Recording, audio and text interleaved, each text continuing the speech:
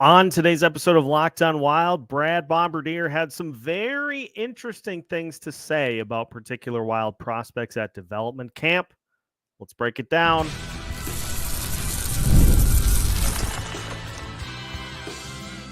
You're Locked On Wild, your daily podcast on the Minnesota Wild, part of the Locked On Podcast Network, your team every day.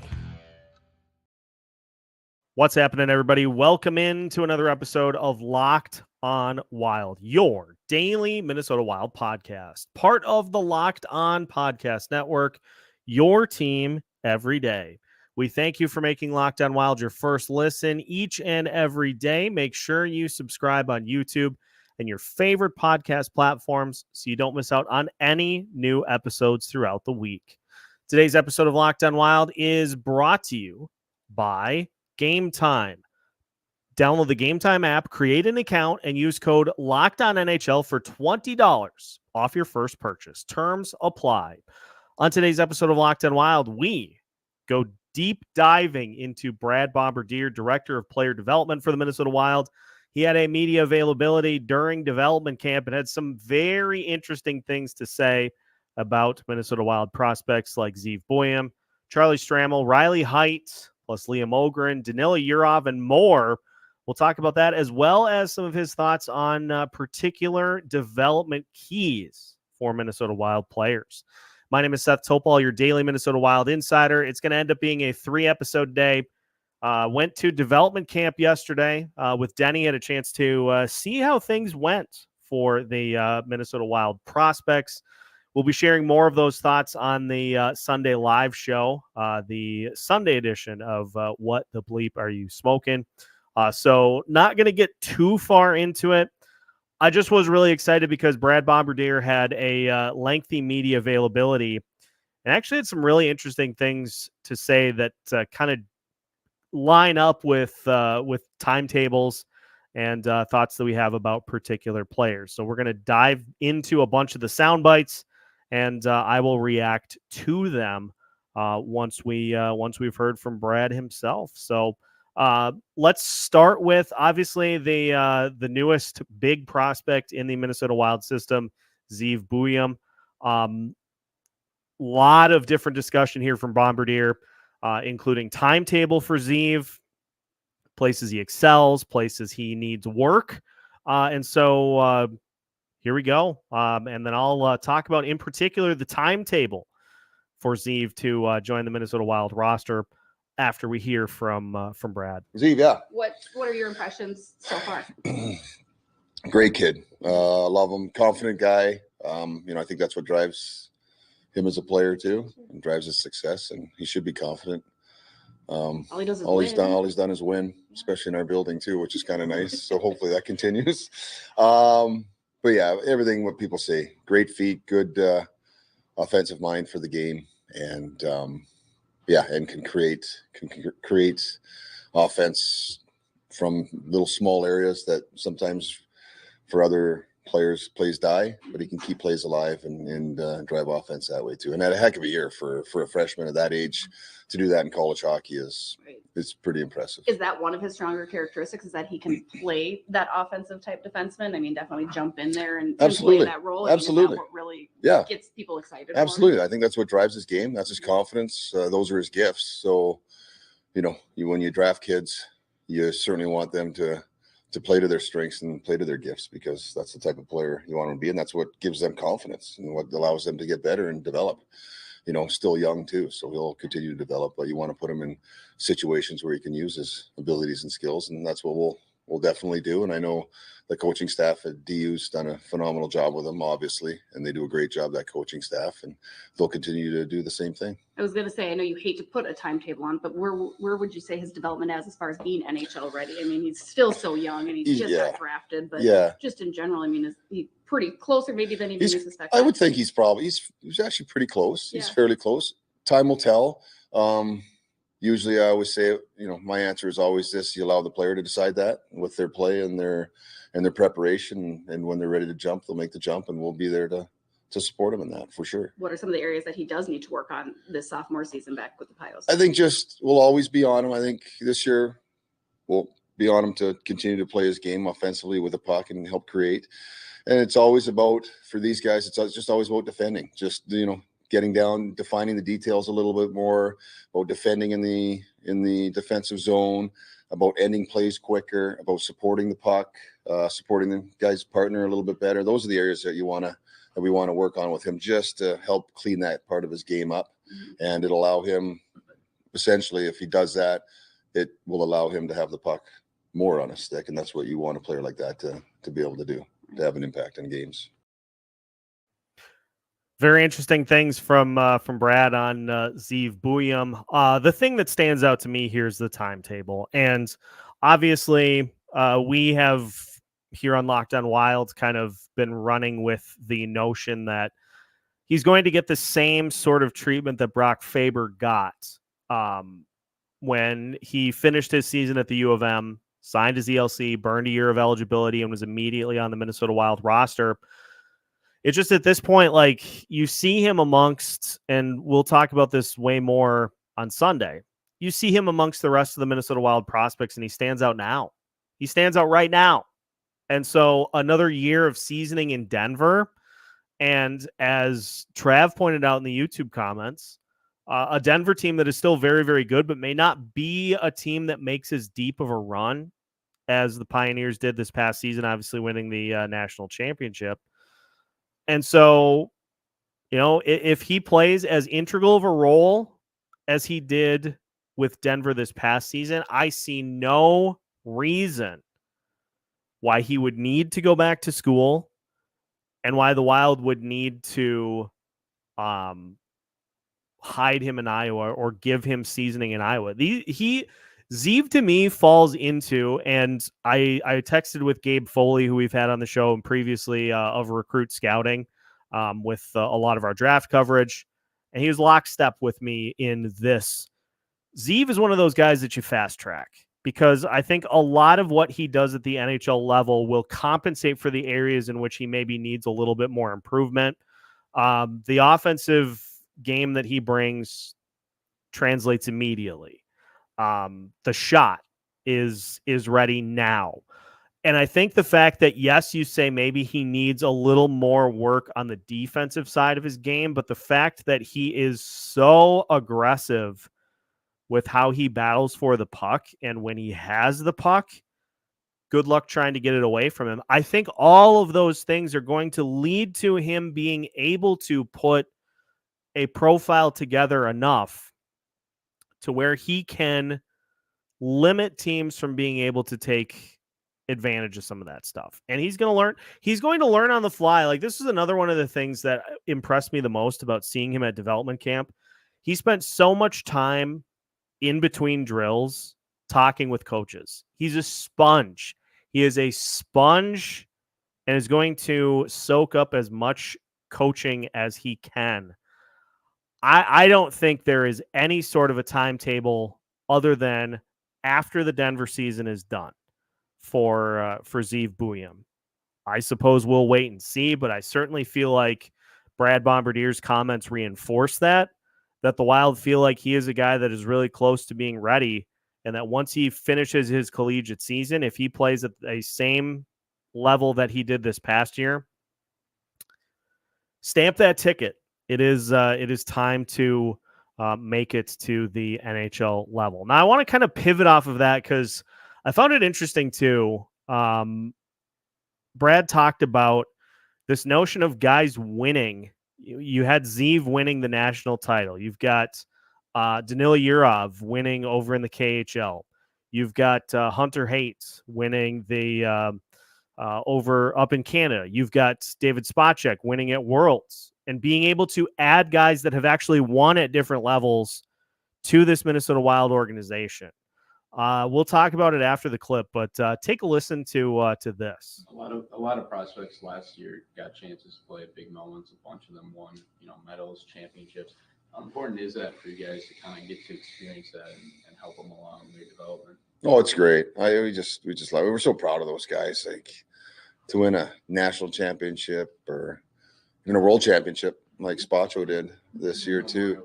The Memorial Cup for Hader, like it's an amazing experience. And And it's great for us because we know we have winners coming. You always want winners. You always want guys that find a way to win or have been on championship teams, whatever role they've played, because they've learned, they've been able to be a part of it, and they've adapted to whatever their roles are. They've adapted to them and have been able to support that team in winning. And all those guys obviously played pretty big roles in all of those championships. So the more winners you can get, the better.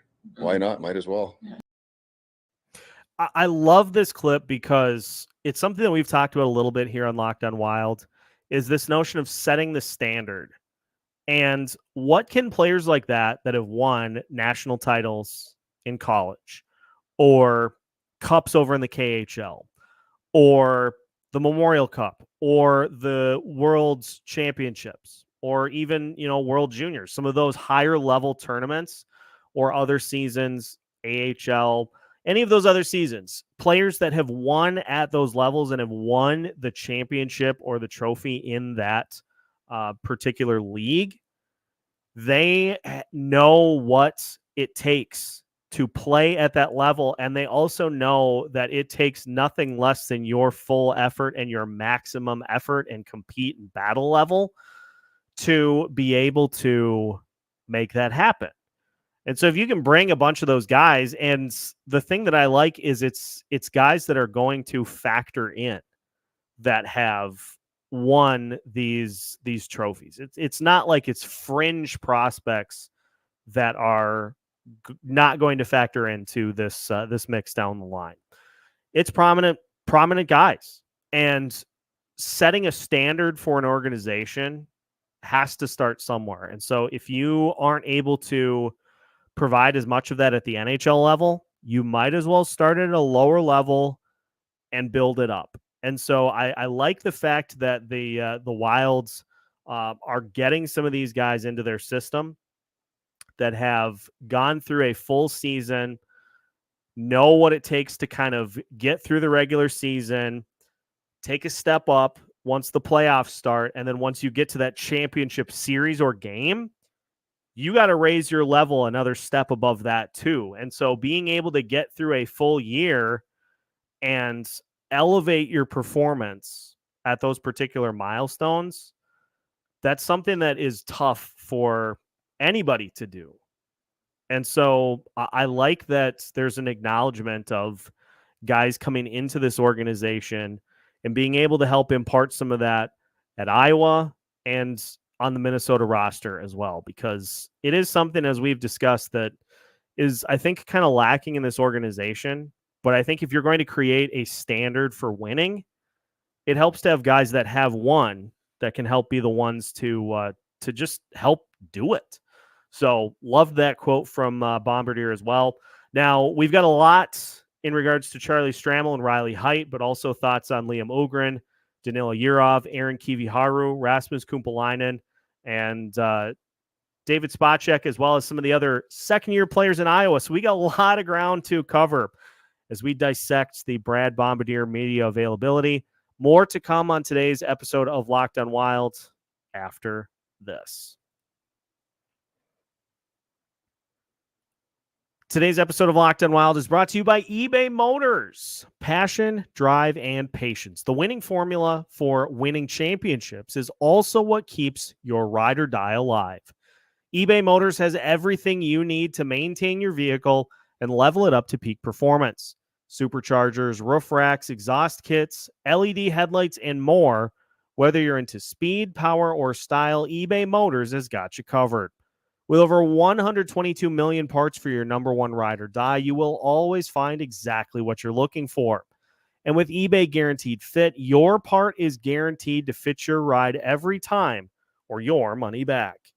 Because with eBay Motors, you're burning rubber, not cash. With all the parts you need at the prices you want, it is easy to make your car the MVP and bring home huge wins. Keep your ride or die alive at ebaymotors.com. Eligible items only. Exclusions apply. eBay Guaranteed Fit is only available to U.S. customers. Welcome back to today's episode of Locked On Wild. Once again, we thank you for making Locked On Wild your first listen each and every day. For your second listen, make sure to tune in to our two-parter coming up later today As Isha Jerome of the Soda Pod joins us, we'll be talking about the Central Division and sizing things up, ranking the teams 1 through 8 in the Central. And I will give you a hint. Minnesota Wild in the bottom half in Isha's rankings for the Central Division. But there are grades behind it. There are prospects, impact players behind it as well. So there's a lot that went into this and enough content that we filled 2 episodes. So that's coming later today. But for right now, let's get right back into Brad Bombardier's media availability from development camp, and a guy who has certainly many eyes heading into this upcoming collegiate season. Let's hear about thoughts on first-round pick from last year, Charlie Stramel. With Stramel, everyone talks about first-round pick and his timeline and NHL ready. I wonder for him if he just has a good college season, that probably takes care of a lot of the development and getting to the NHL. Like if you keep the focus small and have a good start, have a good season, probably takes care of the rest of that stuff and keeps him on track for the bigger picture. For sure. And I'm glad you said it that way, because it is true. Like, especially young players, NHL players and pro players can deal with, a bit of a slow start because they've had the experience of getting through things. But for young guys, Charlie, any of our young guys, first-year guys turning pro in the American Hockey League, it's so much better if you can insulate them a little bit and allow them to have a good start. And then you can build a confidence, build some rhythm, and they just, a little bit of a swagger in their game. I think that's huge. And the change for him going to Michigan State this year will be great. He's familiar with the coach. They have a great relationship. Spoken with Adam, and he expects Charlie to improve as a player too. It's just, and he did mention this both to myself and Charlie. It's just not about changing a jersey. He's not switching jerseys. This is, you're coming in here, and we want you to take another step in your development and be a good player for us. So I'm excited for him. He looks great here. Looks great in the gym. He's in very good shape. He's done the work so far this summer, and he's just got to go there and feel good about his game and trust in his game too, and buy in completely at what type of player he's going to be at the next level to help drive his success. And he's doing it. He's continuing to do it, and he will continue to do it too. And you got to remember, he's still young. Like he's going into his junior year, and he's 19 still, right? Right. Yeah. And with that, so having faced this adversity now, how can that help him, and how can that fuel him? As he kept saying, he has a chip on his shoulder now heading into next year. It could be viewed as maybe a good thing too, to have that down year in order to really step up next season. Sure. You always use those things as motivation, right? You have to. We've all, we haven't had ideal games, months, weeks, seasons. That's what I tell the guys, some of our guys, when they struggle, they have 1 or 2 bad games, or they struggle for a week, like, gosh, I think I struggled for a couple seasons, back, like, don't be so, you just have to be forward looking. The sun comes up and the sun goes down. So you have to continue to just keep putting your best foot forward, and you just got to walk. You got to walk the walk. And we trust that he's going to do that. He's got so many assets that are there that you just love. And there are plenty of moments in games where you're like, I sit there and I'm like, oh, okay, there it is. That's Charlie Stramel. This is what he's going to be, right?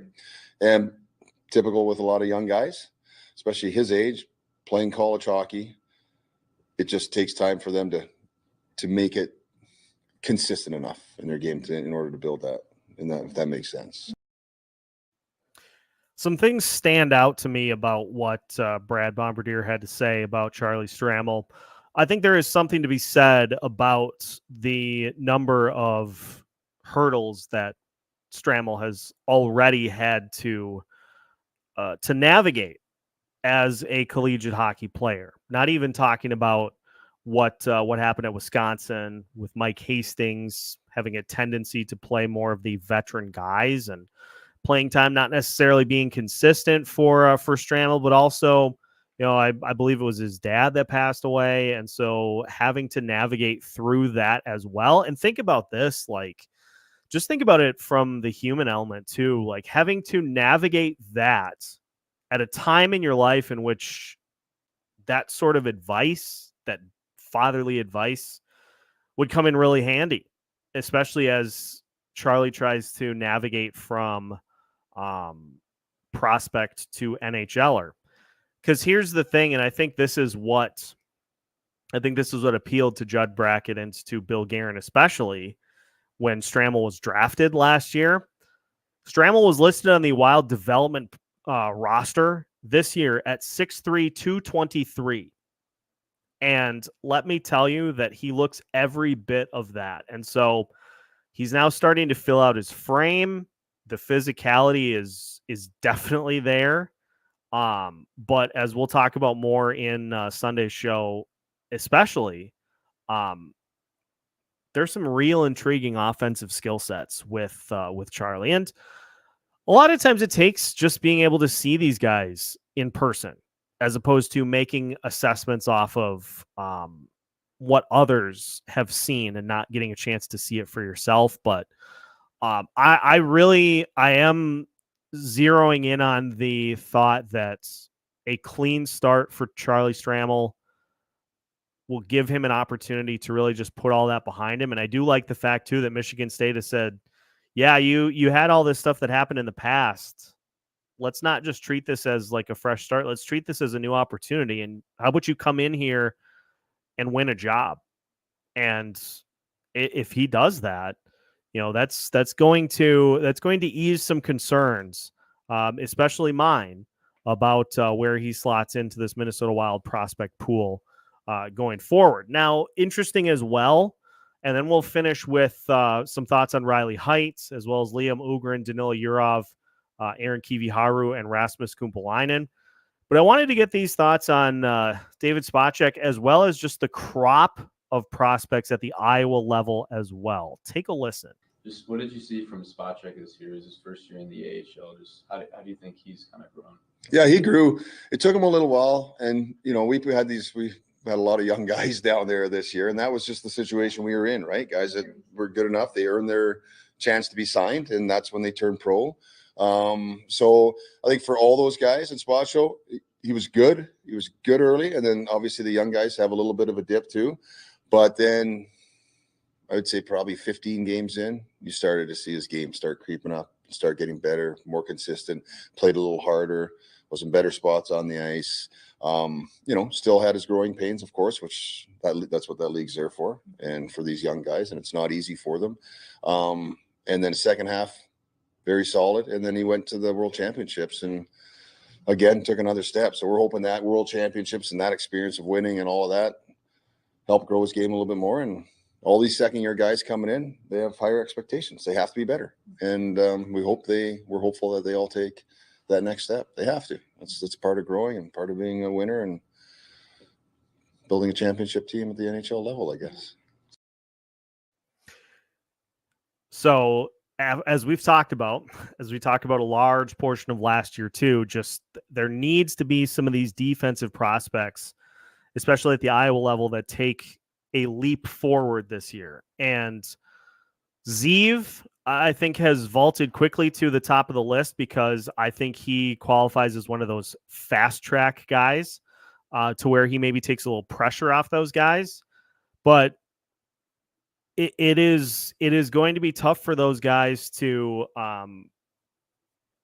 crack the lineup if they continue to play the way that they did this past season. And so going to be really intrigued to see which of those guys, Carson Lambos, Kyle Masters, Ryan O'Rourke, some of those other prospects down at the Iowa level, to see which of them kind of takes the lead. Because I will tell you, based off what I saw, and again, I don't want to spoil too much because this is going to be a huge part of the conversation on Sunday. I don't want to spoil too much, but in my estimations, I feel like Jack Pert is climbing that ladder himself, even over the top of some of these guys like Carson Lambos, Kyle Masters, and others. And so that's another guy too who might be positioning himself to be a little higher on the list as far as getting call-ups or making the NHL roster. So there's going to be a keen eye on those defensive prospects this year, and to hear that stressed from Brad was very refreshing, to say the least.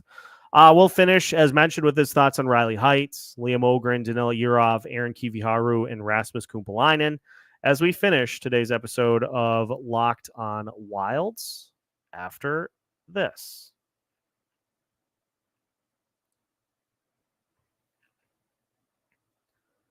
Today's episode of Locked on Wild is brought to you by Game Time. It is sweet, sweet summertime, and that means America's pastime takes front seat. Major League Baseball in full swing, pun absolutely intended. And there's nothing better to do when the sun is shining than head to the ballpark, work on that tan, grab yourself a beverage, and watch your favorite team try to get themselves into postseason position. Game Time can help make your MLB ticket buying experience as stress-free and enjoyable as possible. Did you know that on Game Time, prices for tickets actually go down the closer you get to the actual game? They also offer some incredible other ways to save. Flash deals in which you can take advantage of in-app deals on select seats ahead of your game or event. Zone deals. Game Time says, hey, you pick the section, we'll pick the seats, and we'll save you even more money. Plus, the lowest price guarantee. If you find tickets that are cheaper, Game Time will credit you 110% of the difference. Take the guesswork out of buying MLB tickets with Game Time. Download the Game Time app, create an account, and use code LOCKEDONNHL for $20 off your first purchase. Terms apply. Again, create an account and redeem code LOCKEDONNHL for $20 off. Download Game Time today. Last minute tickets, lowest price, guaranteed. Welcome back to today's episode of Locked on Wild. Once again, we thank you for making Locked on Wild your first listen each and every day. Make sure for your second listen today, you listen to our two-parter. Isha Jerome of the Soda Pod joining us as we take a look at how the Central Division has improved over the offseason. We will stack the teams 1 through 8, and I will tell you, Minnesota Wild are in the bottom half of Isha's rankings. So stay tuned for that coming up later today. As for right now, we have some other thoughts to share from Brad Bombardir, the director of player development for the Minnesota Wild. Honestly, like as I said, really enjoyed this conversation because I think it shed some light in a couple of different areas in which there just wasn't really any before this point. But to finish the show off, I want to start with thoughts on a guy that I think many people are hoping can make a huge impression in training camp. None other than Riley Heidt. With Riley Heidt, we all see the numbers. Yeah. How close is he realistically, and what else needs to improve in this game? He talked about being an all-around guy. Yeah, and I give him so much credit for that this year. Like myself, Cody McLeod, Matt Hendricks. I mean, that was kind of the thing that we tried to hammer home with him this year is his ability with a puck, his creativity, the way he sees the ice, his ability to make plays at a high speed, which is difficult for a lot of guys to do. A lot of guys get the puck and they'll enter the offensive zone and they actually have to slow down to make a play. Riley does not have to do that. So he can make plays. He sees the ice really well while continuing to play at high speed. It's just his game away from the puck, the details in the defensive zone. And sometimes it's good to be predictable. You have to be a predictable player, especially for your line mates, because they have to know what you're doing and they have to depend, or they have to be able to depend on you in certain areas, especially in the D zone. And he did that. And I thought the coaching staff there did a great job with him too. You know, they have, some NHL experience in the coaching staff there too. And that the biggest thing that he was really focused on this year was being a really good PK player. That's what he was. He was just so driven at the beginning of the year to get his, and we have so much respect for him for doing that because it allowed him to grow his game. Maybe he's watching the Wild. Yeah. Maybe I could carve a path in there. Oh man. Yeah. So he's again, I'll do the exact same answer I said before. He comes to camp, and we always tell all these guys, don't let us send you home. Mm-hmm. And Billy's always been like that. Billy's like, come and don't worry. I'll make the decisions, the hard ones.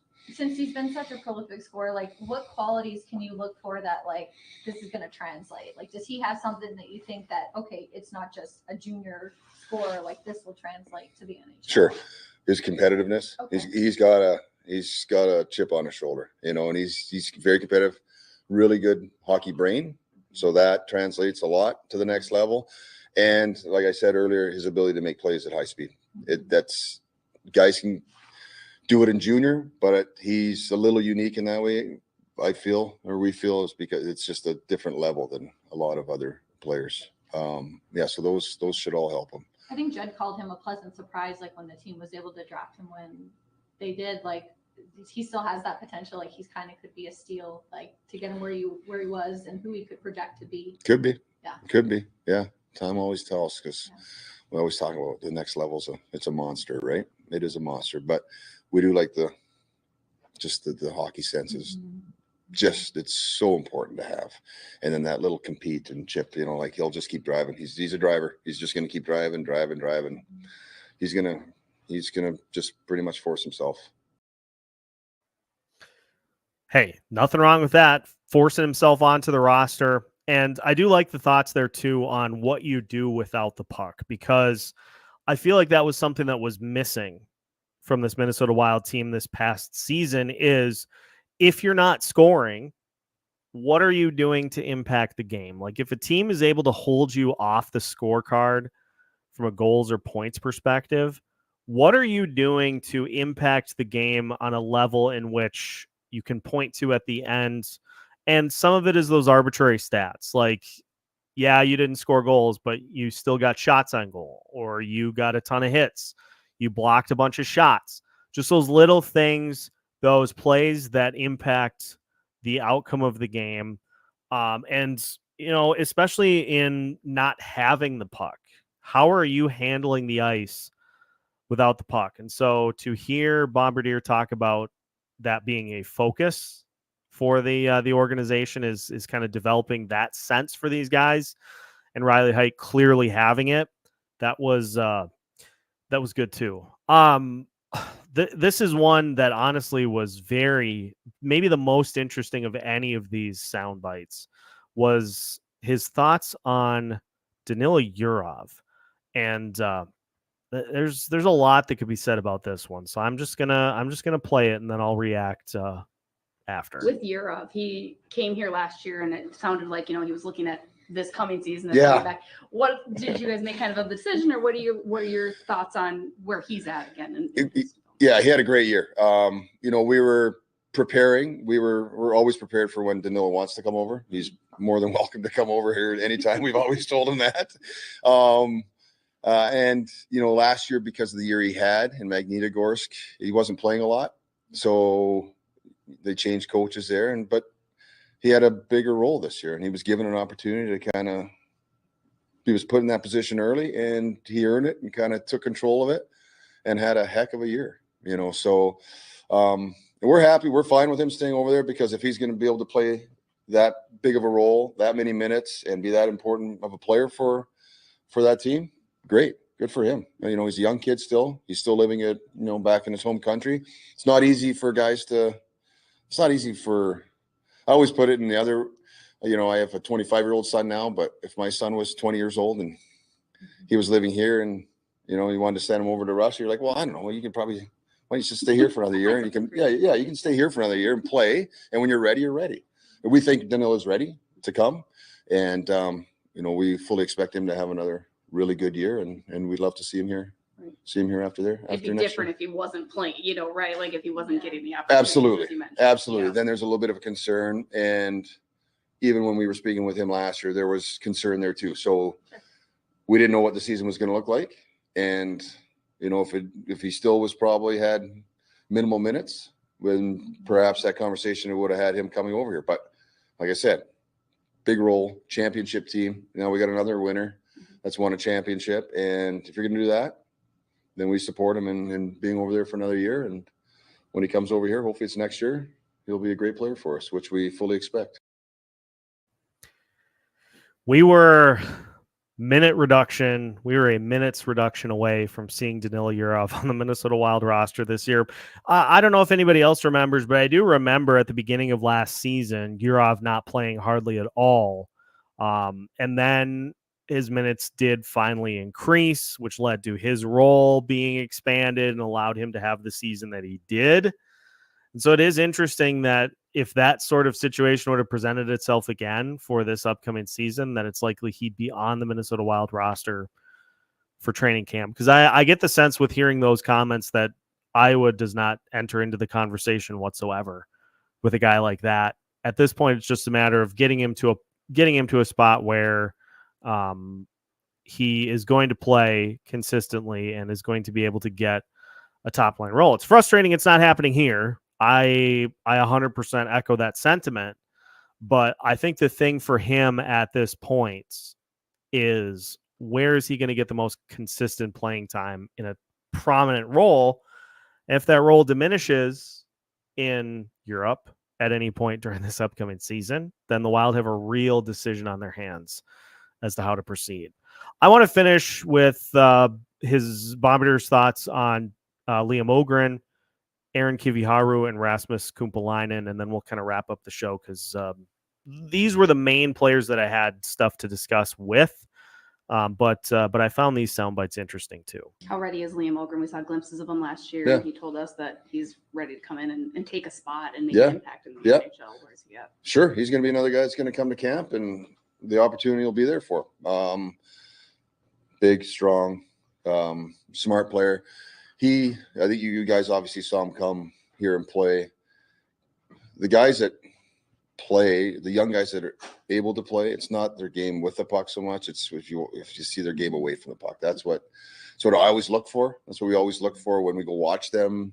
We always saw him play this year in the SHL, and he missed the first half obviously, and then came back and played in the SHL. But he's always been a good player, smart player away from the puck, and that again, predictable in certain spots, but just in the right spots most of the time. And you have to, if you want to play for Coach Hines or for any NHL coach, they're going to want to be able to put you out on the ice and trust that things are going to be fine, and I think he's one of those players that's able to do that. Is Kiviharu going back to the Liga too? I know you got drafted in the CHL. But is he? Yeah, our plan right now would be for him to go back there. He plays. IFK is a heck of an organization. They've done a great. They're a legendary organization in Liga, and it's treat the players well, develop players. They've been known to develop players, and for him to be back there playing and continue to get more minutes and build his game back, because he was out with injury last year for quite a long time, and he came and played a little bit at the end of the season there. And it'll be good for him. It's a good environment to be back there and be around surroundings that he knows and a team that's going to play. Recruiting. Going back home, right? He is. Yeah. Yes. So yes. Yeah. So he was over here on loan. Yeah. So he was on loan this year in Oshawa. Which was a great experience for him. I give him these guys a lot of credit too. They leave home and come over and play junior hockey. And the OHL was, and I think we think his game grew. He played very important minutes. He was relied on heavily there. Everything that we were hopeful would happen happened for him. But he still has to go back, and he still has a year that he's committed to the team over there in Lahti to play. So he's here now, and then he'll be at the World Junior Camp in Plymouth at the end of July. And then he'll return with the team to Finland to go to main camp with Lahti and be a part of their team and their organization for this season. Remember when we tried to kind of pinpoint where the disconnect is in the Minnesota Wild organization between development and coaches putting players in particular spots?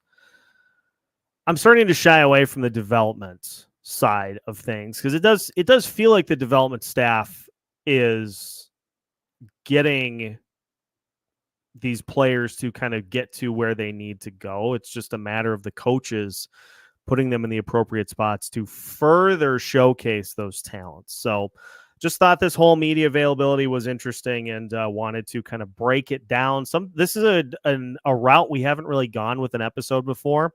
So I wanted to test it and see how it worked. This will be something that we probably do at points throughout the upcoming season. So that's going to do it for today's episode. Appreciate everybody tuning in. Make sure to tune in for our 2-part Sizing Up the Central coming later today with Isha Jerome of the Soda Pod. Make sure to hit that like button on YouTube, and make sure to subscribe on your favorite audio platforms as well. so you don't miss out on any Minnesota Wild content throughout the course of the off season. We have new episodes for you every Monday through Friday as part of the Locked On Podcast Network.